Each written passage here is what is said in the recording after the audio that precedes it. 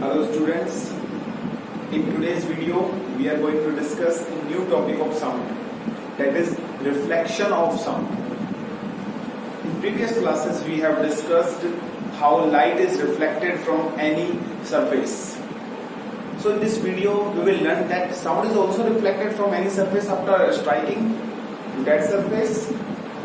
So in this video we will learn that sound is also reflected back, or we can say sound is also bounced back when it strikes any solid material, or we can say any solid surface.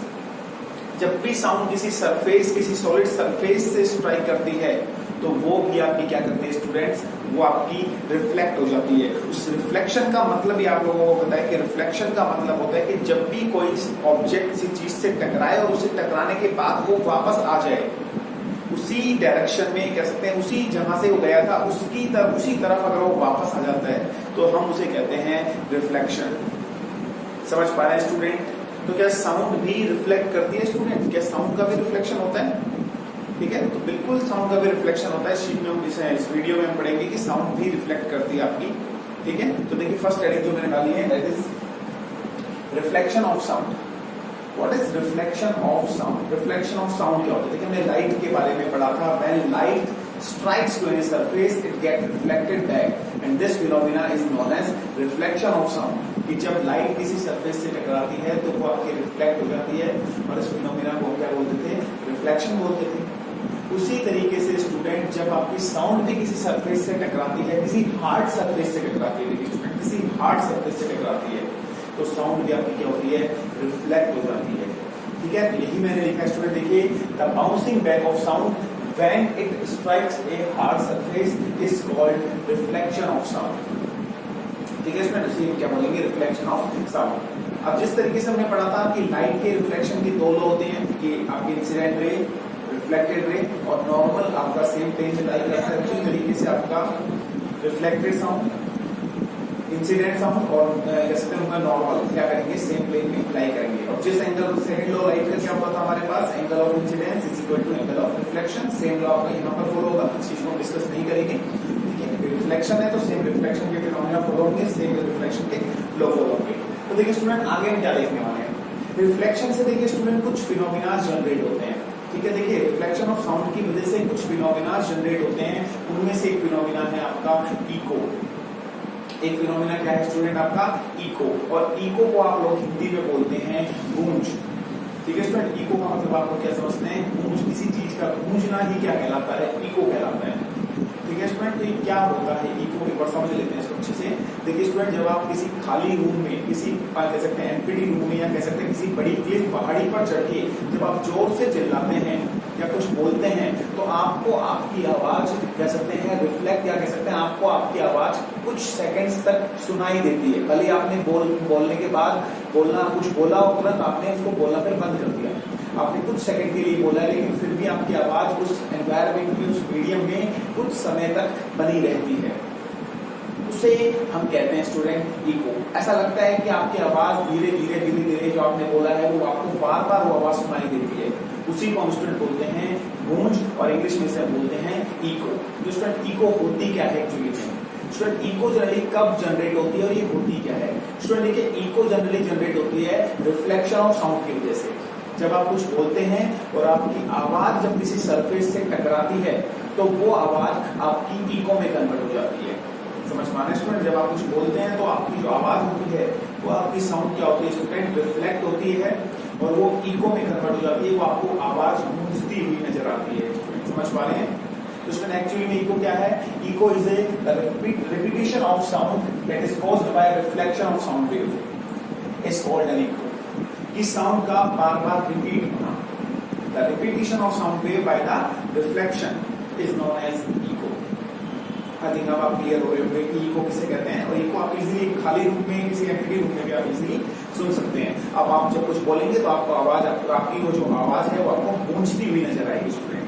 ठीक है student, उसे हम बोलते हैं eco. Student एक छोटी चीज की आप याद रखिए कि साउंड का जो रिफ्लेक्शन होता है स्टूडेंट, वो साउंड का रिफ्लेक्शन आपका कह सकते हैं हार्ड मटेरियल से जब साउंड टकराएगी तो रिफ्लेक्शन बहुत अच्छे तरीके से होता है।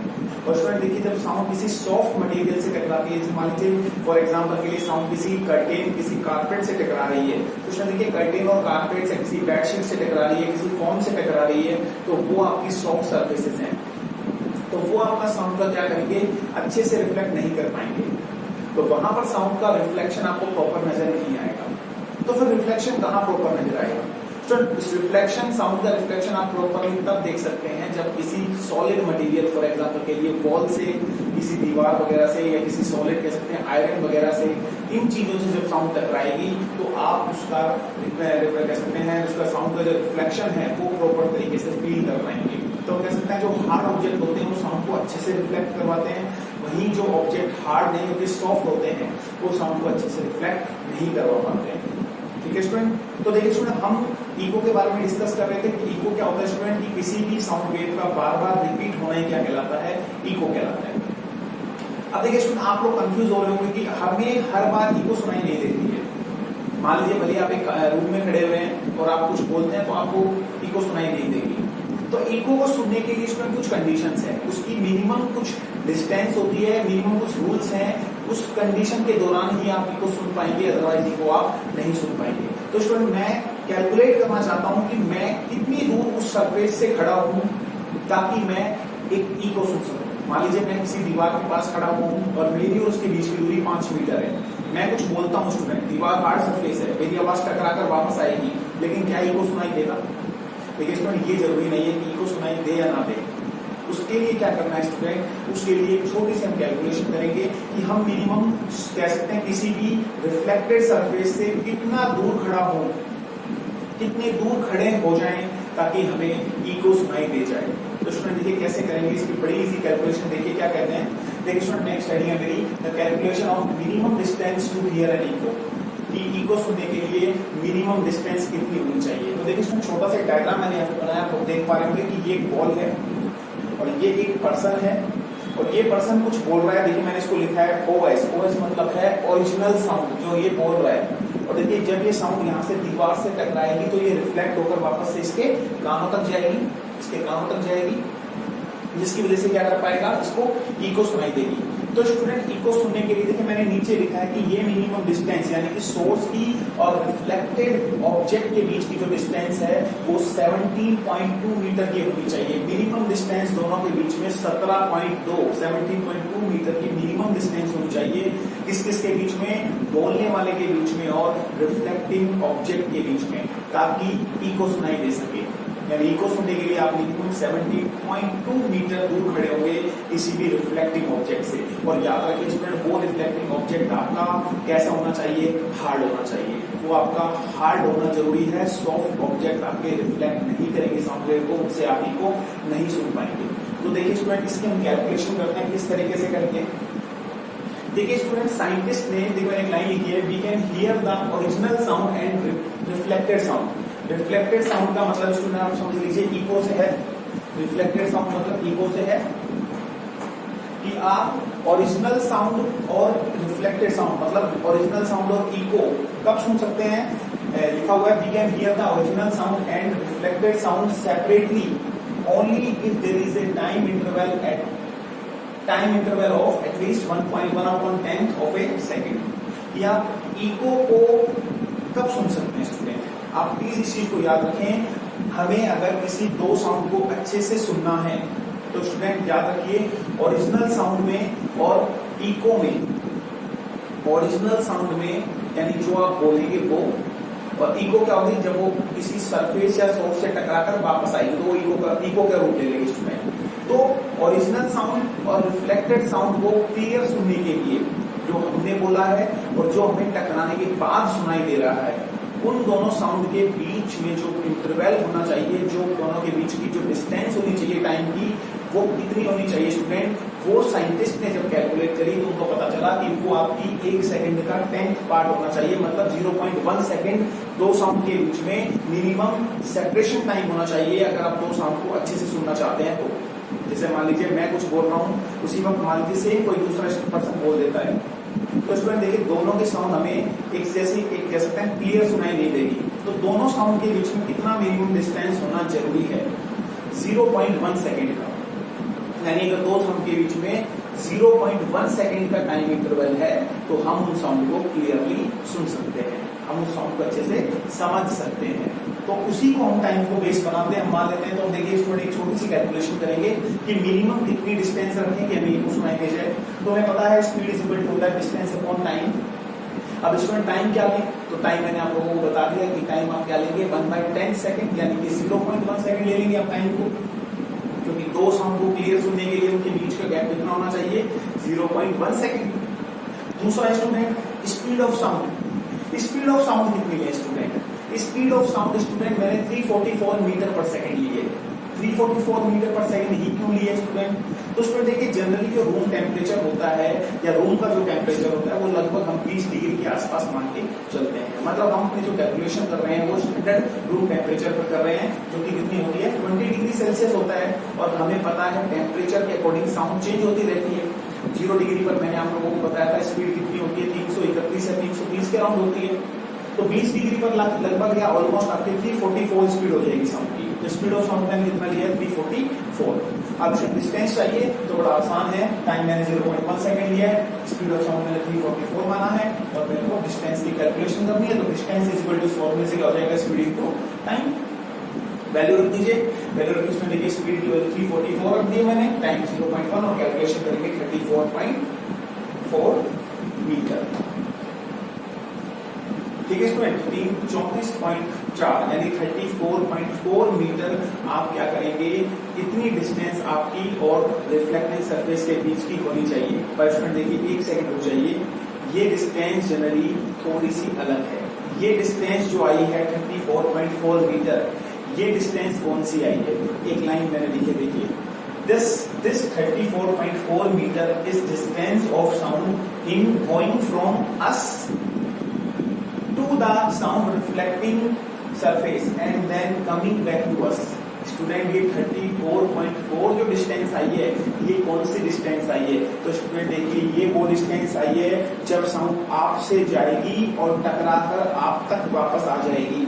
ये वो टोटल डिस्टेंस है स्टूडेंट, मतलब साउंड की आपसे जाने से लेकर सोर्स से टकराकर वापस आने तक की टोटल डिस्टेंस है।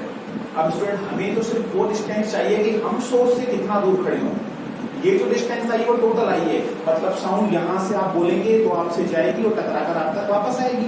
तो ये तो वो डिस्टेंस आई है, मतलब अगर हम इस डिस्टेंस का हाफ कर दें तो क्या हमें वो मिनिमम डिस्टेंस मिल जाएगी जिसकी वजह से हम इको सुन पाएंगे। तो बिल्कुल स्टूडेंट देखिए अगले बार आप क्या करेंगे 34.4 का हाफ कर दीजिए, दैट विल बी 17.2 मीटर। तो स्टूडेंट ये 17.2 मीटर क्या है, this 17.2 meter is the minimum distance to hear an echo। मतलब देखिए the minimum distance from a sound reflecting surface to hear an echo is 17.2 meter at 20 degree Celsius. मतलब room temperature पर अगर आप eco सुनना चाहते हैं 20 डिग्री सेल्सियस आप मान के चल रहे हैं कि रूम टेम्परेचर है, तो उस वक्त आपको कितना दूर सोर्स से खड़ा होना पड़ेगा, आपको 17.2 मीटर मिनिमम डिस्टेंस। देखिए मैक्सिमम की बात मैं नहीं करूंगा, मिनिमम डिस्टेंस मतलब आपकी कितनी होनी चाहिए 17.2 मीटर की होनी चाहिए। अगर आप क्या करना चाहते हैं, अगर आप किसी भी सोर्स से इको कह सकते हैं, आप इको जनरेट करना चाहते हैं, इको सुनना चाहते हैं। ठीक है स्टूडेंट, तो आई थिंक आपको इको का कॉन्सेप्ट क्लियर हो गया होगा कि इको सुनने के लिए मिनिमम कह सकते हैं किसी भी सोर्स और किसी भी रिफ्लेक्टिंग ऑब्जेक्ट के बीच में कितनी डिग्री होनी चाहिए 17.2। ठीक है स्टूडेंट, अब देखिए स्टूडेंट हमारे यहाँ से रिफ्लेक्शन ऑफ साउंड पर भी बहुत सारे न्यूमेरिकल बनेंगे, तो उसके लिए मैं आपको एक छोटा सा फॉर्मूला बता देता हूँ स्टूडेंट, प्लीज आप लोग उस फॉर्मूले को याद रखेंगे। ठीक है, ये सब आप नोट कर सकते हैं। उसके बाद देखिए छोटा सा फॉर्मूला आप लोगों को मैं बता रहा हूँ, प्लीज आप लोग उसको याद रखेंगे। ठीक है, इससे हम न्यूमेरिकल सोल्व करेंगे। तो स्टूडेंट देखिए जब भी आपके सामने कोई इको का न्यूमेरिकल आएगा, इको का न्यूमेरिकल आएगा जहां पर रिफ्लेक्शन ऑफ साउंड वर्ड हो या रिफ्लेक्शन की वजह से अगर कोई कह सकते हैं न्यूमेरिकल रिलेटेड, इससे रिलेटेड कोई न्यूमेरिकल आता है, तो आप एक फॉर्मूला यूज करेंगे, that will be two time of distance is equal to speed into time. ये फॉर्मूला स्टूडेंट आप लोग यूज करेंगे, या इन शॉर्ट में इसको ये भी लिख सकता हूँ 2t is equal to vt। ठीक है स्टूडेंट, तो ये फॉर्मूला आप इको के लिए यूज कर सकते हैं या रिफ्लेक्शन ऑफ साउंड के लिए यूज कर सकते हैं। समझ में आ रहा है स्टूडेंट, रिफ्लेक्शन ऑफ साउंड के न्यूमेरिकल में आप ये फॉर्मूला यूज कर सकते हैं 2d is equal to pt, यानी 2 times of d is equal to p to t। मतलब अगर हम डिस्टेंस को डबल करके वेलोसिटी टाइम कर देंगे तो हमारे पास इको से रिलेटेड न्यूमेरिकल सोल्व हो जाएंगे। ठीक है स्टूडेंट, इस फॉर्मूले को कैसे यूज करना है वो मैं आपको फर्दर वीडियोस में एक्सप्लेन करूंगा, और इस फॉर्मूले को प्लीज आप याद कर लें, वेरी वेरी इंपॉर्टेंट फॉर्मूला है 2d is equal to v to t। तो स्टूडेंट आज के इस वीडियो में इतना ही। आई होप आपको ये वीडियो अच्छे से समझ में आया होगा। इससे रिलेटेड अगर आपको कोई डाउट है तो आप हमसे पूछ सकते हैं। Thank you so much.